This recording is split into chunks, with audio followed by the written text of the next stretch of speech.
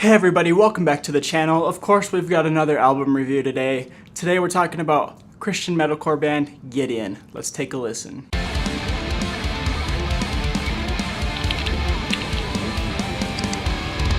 As I stated, we're talking about a band out of Tuscaloosa, Alabama. I'm sure you've heard of it, who was formed in 2008. Their newest album, titled Cold, just came out on May 12th. Now, I had not really checked out this band before, but before listening to Cold, I listened to their previous album titled Calloused that came out way back in 2014, and holy shit, that album is so good, so they definitely set the bar super high for themselves, so let's take a listen and find out if they surpass that bar. I will say for sure that these guys are definitely going to be on my radar from now on. So Cold comes in at about 36 minutes with 11 tracks total. Track number 1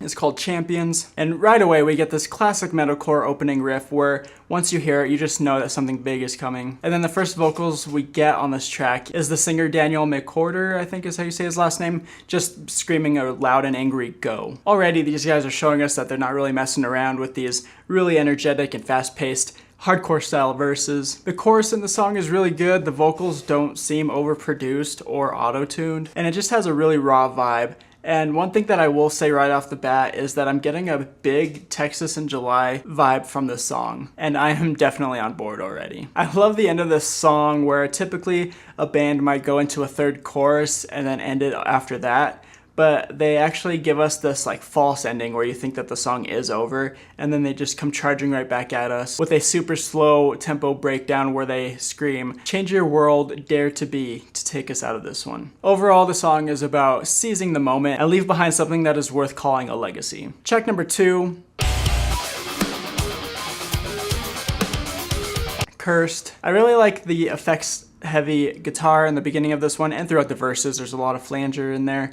And my biggest gripe with this song is the guest vocals. They chose Brian Garris of the band Knocked Loose, and granted I haven't listened to that band before, but I don't know if I want to after hearing these vocals. His screaming just seems so forced and like it just doesn't belong, he shouldn't be screaming.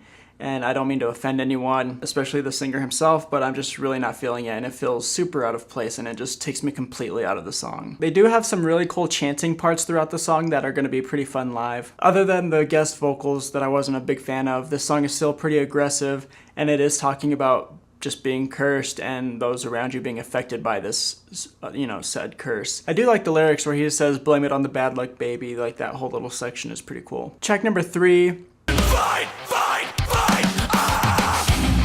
Is called Machines. Another singer that this guy reminds me of is Jonathan Vigil from The Ghost Inside. You'll find that I'm getting a lot of vibes from different bands throughout this album, which kind of gives it a nostalgic feeling at times, even though I've never heard the band, and it's kind of interesting. The highlight of the song is the brutal breakdown that happens around 1 minute and 48 seconds in, with that synth accompanying it.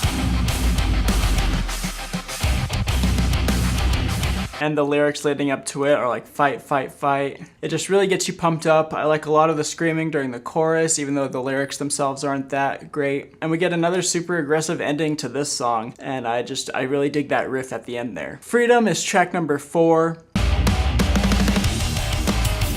This is definitely one of my favorites on the album. There's a lot of that fun chanting again. Hard not to headbang throughout the whole thing. I really like the intro with just the raw vocals being screamed out for a while. Like I said, there's definitely a lot of moments in this song that were obviously crafted around being sang along to by the crowd live, or chanted more so than sung. Like all the times where they shout freedom a bunch. I might be the only one, but again, someone that this song reminds me of is Buddy Nielsen from Census Fail. That's a super weird comparison there, but I definitely hear some of that in this song. The breakdown in this song is super fast, and I love the lyrics that were chosen for it. The let them talk, and let them walk lyrics. Nice groovy breakdown. Lyrically, I think the song is like a big fuck you to people who tell you that you're not going to be worth anything, people that tell you that you're not worth anything, that nothing you do is ever going to amount to anything, and basically just showing them that they're wrong and freeing yourself of that negativity. Track number 5.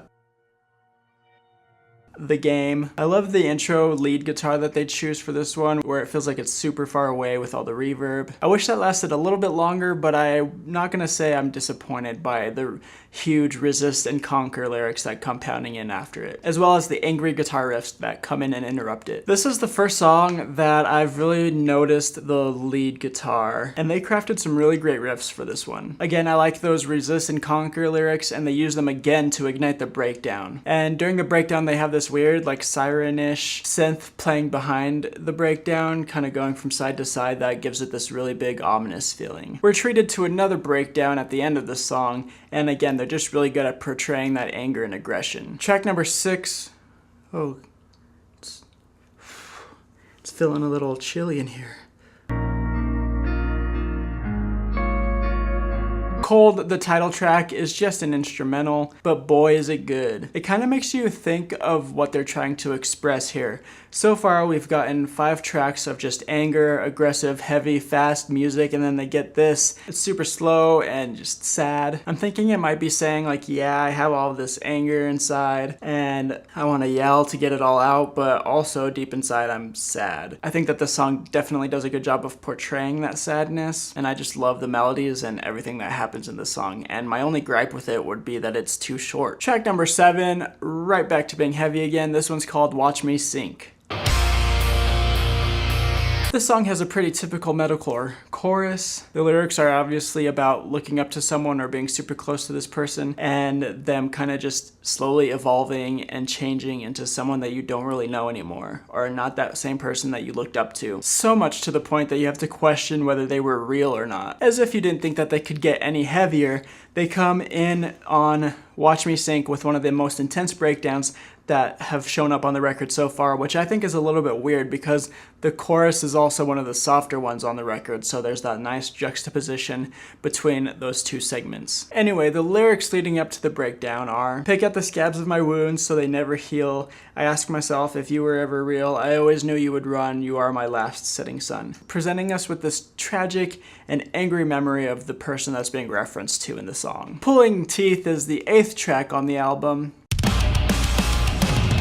This has some similar lyrical themes as the previous track, as they're talking about another person you're not too close with anymore, but this time it's because they just straight up betrayed you and like stabbed you in the back, and specifically they used the lyrics, I tried to bury the hatchet, but it's buried deep inside my back. So there are some fun lyrics there, and I definitely get a Beartooth vibe throughout some of the song and the music, not so much of the vocals. And fun fact for those of you who don't know, Caleb Shomo from Beartooth actually had a guest spot on their previous album, Calloused. They have this really short, soft part that happens around 2 minutes and 30 seconds into the song that introduces us to the melody that's going to carry us to the end of the song. Great job on that lead line, guys. I like how this band has been using a lot of these endings that are just kind of their own thing. They're not repeating a verse or a breakdown or a chorus to take us out of the song, which gives it a more genuine feeling. And it definitely helps solidify the intensity of the album overall. Track number 9.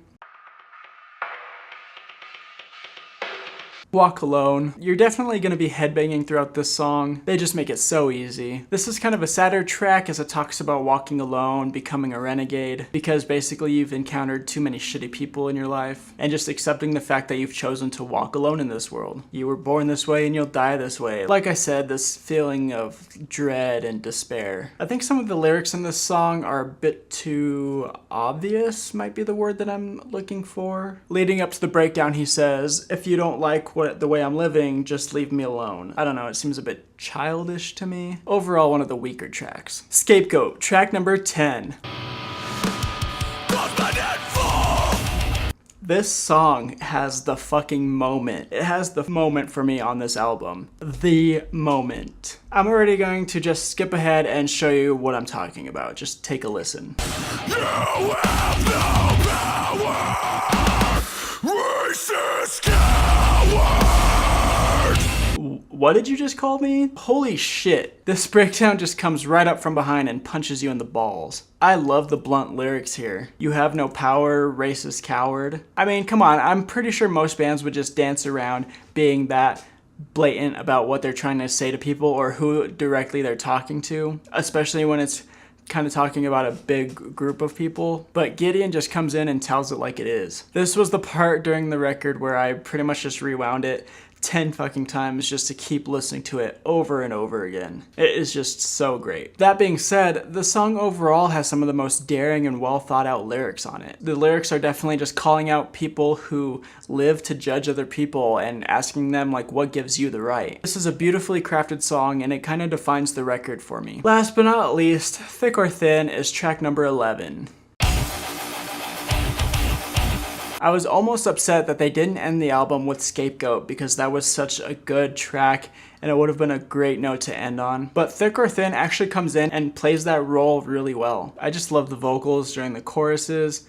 It feels really big and epic, which is what you want in a closing track. I really like the lyrics, am I killing time or is time killing me? Towards the end, we get this section that is super quiet with just the vocalist screaming over it, and personally, I wish that we had gotten a couple more parts like that on the record overall. But it leads so nicely into the guitars climbing back in and taking us through this instrumental bridge with like a little mini guitar solo. And we get this really grand ending to a song that fits nicely as the ending to a great record. That ending section is just one of my favorites on the album. The album ends on what I see as a positive note, where it talks about how everything changes, that's inevitable, but you're always going to stand by the people you love, you're always going to have their back. Kind of a typical theme in metalcore, but that's not to say that it's a bad thing. Woo! Guys, we did it. There we go, my review of Cold by Gideon. Again, this was my first time checking them out, but I did check out Cold and I checked out Calloused, and I loved both records. I was thoroughly surprised and captivated throughout all of Cold. This is a great one to throw on at the gym or when you're out for a run. Each song, minus one or two, definitely have their shining moments that define them. Like I said, I really loved Scapegoat, and Thick or Thin was a really good way to end it. I think those two are my favorite, with Freedom being an honorable mention.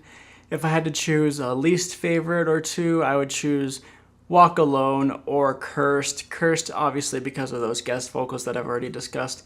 And Walk Alone is the one that just feels a little too cookie cutter for me. But again, it's a good album. I think any metalcore fan should go out and listen to it. It's just amazing. So stop being lazy and go check it out on Spotify. Go buy it. You can buy it in the description down below, as always. Okay guys, so stay tuned. I'm going to be posting a video soon announcing who won my 100 subscriber contest. And if you don't know what I'm talking about, you missed out on a pretty good opportunity, but I will be doing that again either at 250 subs or 500 subs. I'm not so sure now given how quickly my subscriber count is growing, but I am going to keep giving back to you guys and thinking of ways to involve everyone. You can find all of my social media links down below in the description so that you can stay up to date with me on an everyday basis, as well as some links to some t-shirts you can buy to support the channel. So okay, enough of that boring stuff. Subscribe if you enjoyed what you saw and you want to win stuff in the future or possibly be a part of my channel in the way of recommending albums for me to review. Share with your home ec teacher in the middle of class and tell us all how that went. Mosh all over that like button till it make me feel good about myself. And I'll catch you in the next review.